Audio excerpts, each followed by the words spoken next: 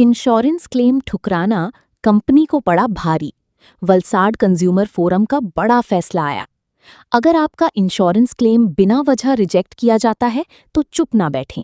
वलसाड से एक ऐसा मामला सामने आया है जहां ग्राहक ने कानूनी लड़ाई लड़कर जीत हासिल की।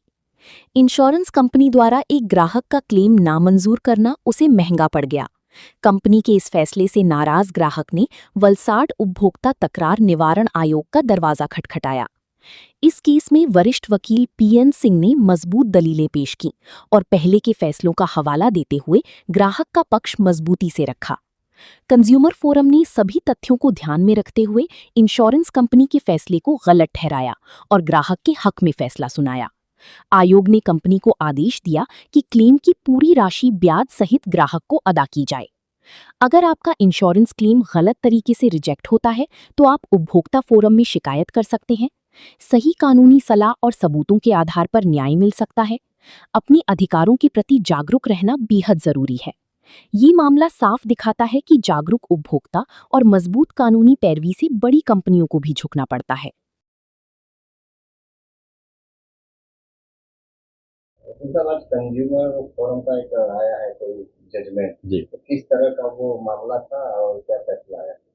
इसमें ऐसा था कि इंश्योर्ड जिग्नेश भाई चीमन भाई Patel life insurance general insurance company के पास से अपने गाड़ी का कॉम्प्रेसिव इंश्योरेंस पॉलिसी लिया था और इंश्योरेंस कंपनी ने कोई पण प्रॉपर रीजन, किसी भी प्रकार का कोई ढंग से रीजन न होने के कारण उसका दावा जो है, एक्सीडेंट दावा जो है नामंजूर किया था।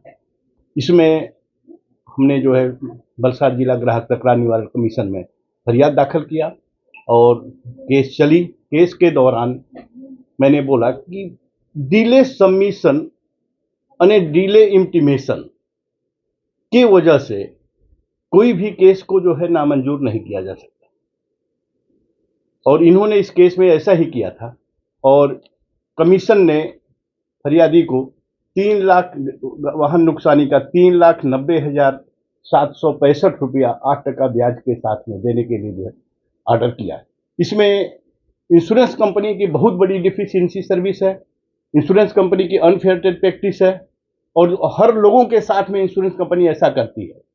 मुझे ऐसा लगता है कुछ लोग तो छोटे अमाउंट के लिए या भाग दौड़ नहीं करना पड़े इसकी वजह से घर पे बैठ जाते हैं, कोई दावा नहीं करते हैं।